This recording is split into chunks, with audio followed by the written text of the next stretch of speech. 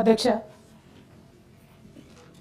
స్వాతంత్రం వచ్చినప్పటి నుంచి తెలంగాణ రాష్ట్రం వచ్చేంతవరకు అధ్యక్ష మన తెలంగాణ ప్రాంతంలో అగ్రభాగాన కాంగ్రెస్ పార్టీ పరిపాలన ఉన్నప్పటికీ కేవలం 19 బీసీ రెసిడెన్షియల్ పాఠశాలల్ని వాళ్ళు ఏర్పాటు చేయడం జరిగింది అధ్యక్ష. అట్లానే కేసీఆర్ గారి హయాంలో జరిగినటువంటి 10 సంవత్సరాలలో 275 బీసీ పాఠశాలల్ని మరి మేము ఏర్పాటు చేయడం జరిగింది అధ్యక్ష. అయితే డిగ్రీ కళాశాలల అధ్యక్ష గురుకుల రెసిడెన్షియల్ డిగ్రీ కళాశాలలు కూడా అంతకుముందు ఎన్నడూ లేవు అధ్యక్ష తెలంగాణ ఏర్పాటు కన్నా ముందు. ఇప్పుడు తెలంగాణ ఏర్పడిన తర్వాత 31 బీసీ డిగ్రీ కళాశాలను ప్రత్యేకంగా ఏర్పాటు చేయడం జరిగింది అధ్యక్ష. అట్లానే అగ్రికల్చర్ డిగ్రీ కాలేజెస్ ప్రత్యేకంగా బీసీల కోసము అంతకుముందు ఎన్నడూ లేకపోతే కేసీఆర్ గారి హయాంలో 2 కళాశాలను సపరేట్గా ఏర్పాటు చేయడం జరిగింది అధ్యక్ష. అట్లానే అధ్యక్ష ఫీ రియంబర్స్మెంట్ కూడా గత 10 సంవత్సరాలలో ఈ ప్రభుత్వం రాకముందు 14,000 కోట్ల రూపాయలు బీసీ బిడ్డల కోసం ఫీ రియంబర్స్మెంట్ చేయడం జరిగింది అధ్యక్ష. దీంతో 15 లక్షల మంది విద్యార్థులకు లబ్ధి జరిగింది అధ్యక్ష. నేతన్నలకు ఇప్పటివరకు డిస్కషన్ అయింది అధ్యక్ష. 1,200 కోట్ల రూపాయలను మేము 10 సంవత్సరాల్లో ఇచ్చుకోగలిగినాం.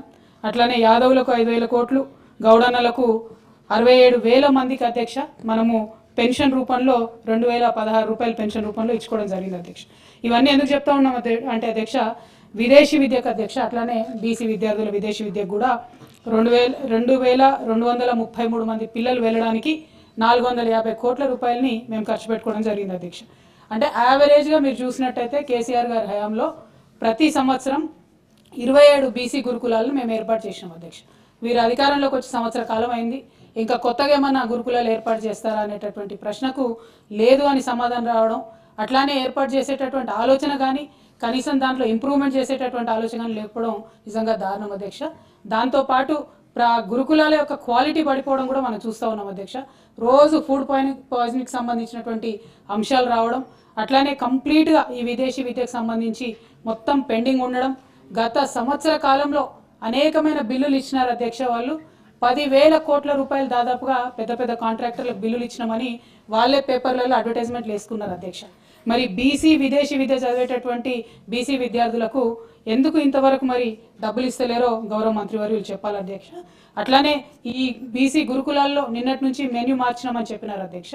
దాన్ని ఎప్పటి నుండి ఇంప్లిమెంటేషన్ అవుతుంది? ఎందుకంటే నిన్ననే నేను అనుకోకుండా మేము సందర్శనకు వెళ్ళినాం అధ్యక్ష. జగిత్యాలకు వెళ్ళినప్పుడు మరి కేజీబీవీలు అయితే ఇంక్లూడ్ చేయలేదని చెప్పినారు అధ్యక్ష. మిగతా పాఠశాలలలో కూడా బడ్జెట్ రాలేదు, ప్రస్తుతానికి జీవో వచ్చిందని చెప్పినారు అధ్యక్ష. మరి అది ఎప్పటి నుండి ఇంప్లిమెంట్ అవుతుందో గౌరవ మంత్రివర్యులు చెప్పవలసిందో కోరుతా ఉన్నాను.